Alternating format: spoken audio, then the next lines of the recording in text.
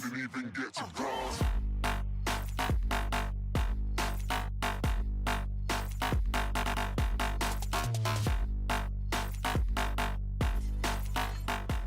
Oh, hey guys, and welcome back to another video. As you guys saw from the title, we are going to be going over Apex Legends patch notes and announcements. So first of all, of course, we have the special announcement, basically. Apex Legends is going to be coming to Nintendo Switch. Yes, I'm really excited about this. It's coming to Nintendo Switch in fall, and of course, I play all my games on Switch. I only play Apex Legends over my friend's house because Apex Legends is not on Switch yet, if you don't know that. Also, Apex Legends is going to be cross-platform this fall. That's going to be pretty exciting. Also, you can play Xbox with PC, PS4 with Xbox, PS4 with PC, Nintendo Switch with Xbox, I don't know. Whatever you guys want to play. But that's basically the big announcement. But now let's just get on to the patch notes. So, first we have mobile respawn beacons. Need to respawn on the go? Use the new mobile respawn beacons.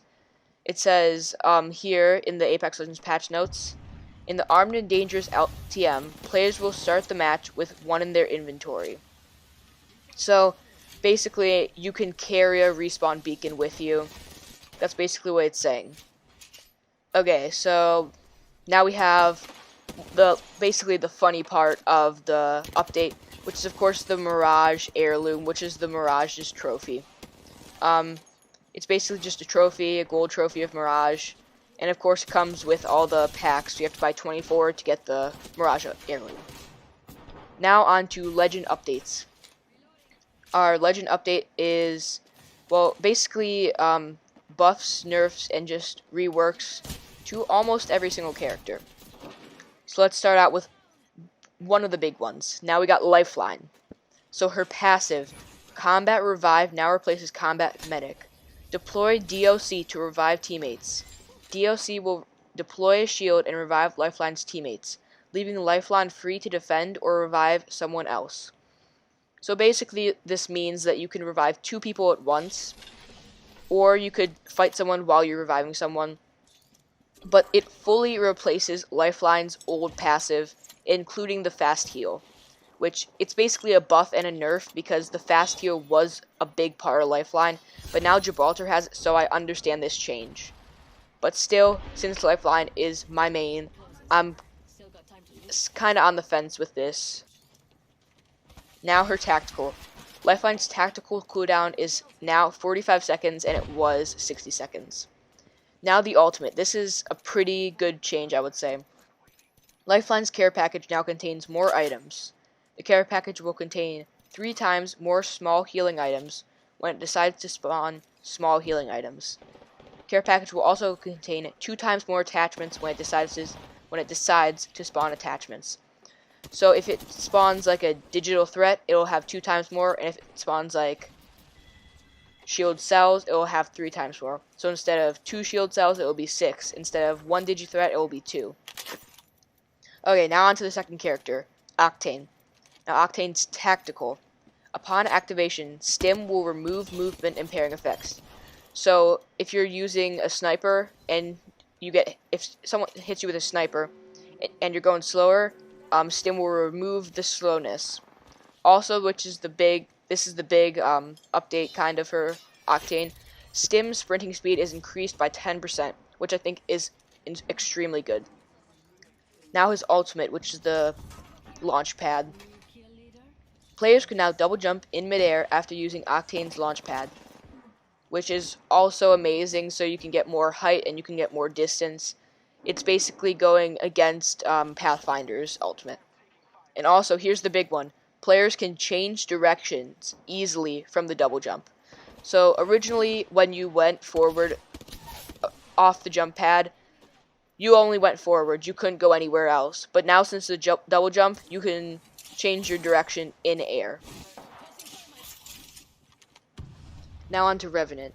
Now Revenant's tactical will now cancel Pathfinder's mid-grapple, Wraith's mid-phase walk attempt before the phase walk activates, and will now prevent Mirage's cloaked revive, the decoy control activation for Mirage, and Lifeline's combat revive. Now his ultimate.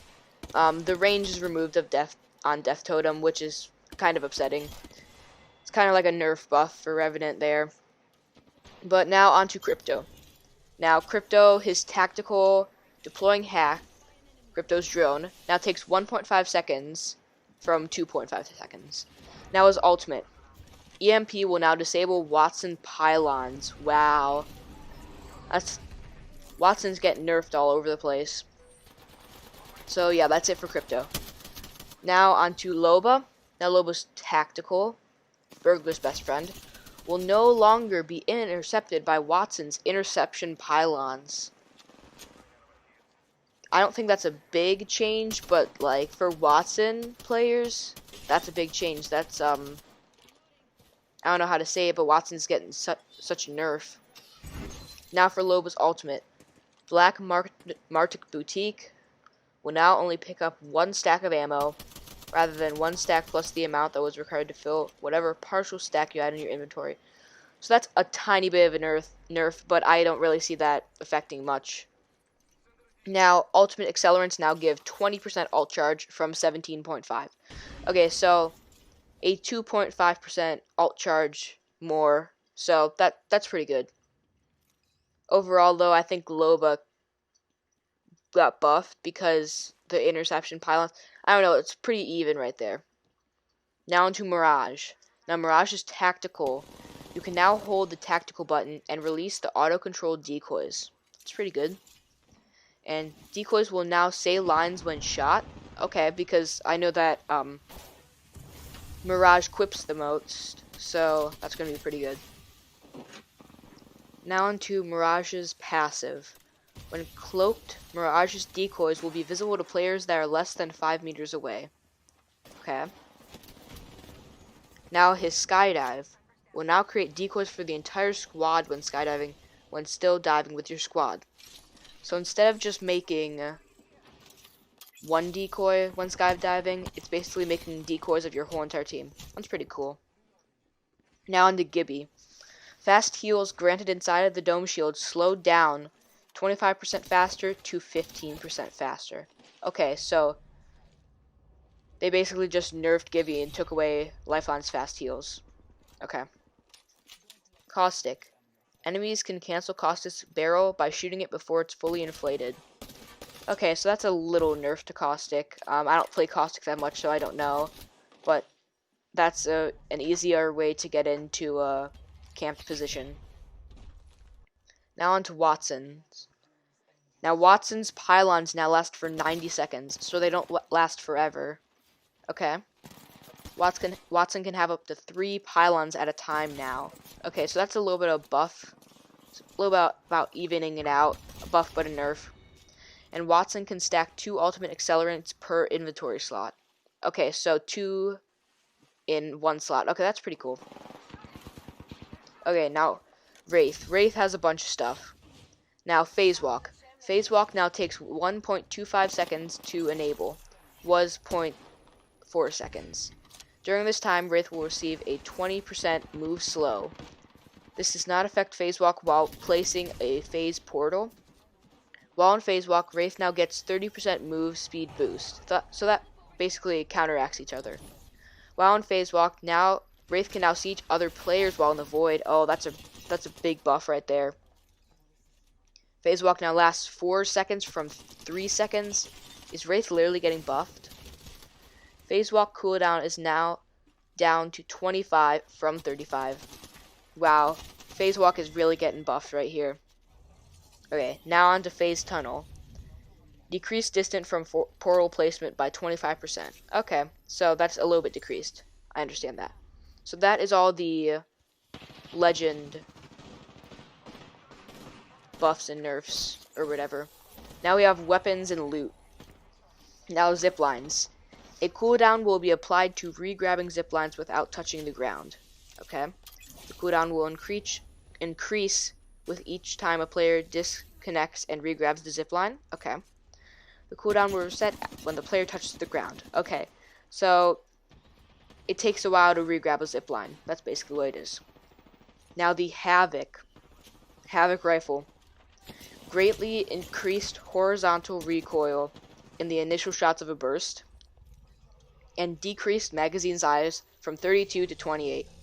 I'm happy about that. The Havoc was not fun to play against. Now the Sentinel. Rechamber time 1.75 down to 1.6. Okay. Energized duration 90 to 120. Okay, I like that. I like these. Okay. So then there's a bunch of bug fixes. If you guys want to check that out, you can check out the patch notes in the description.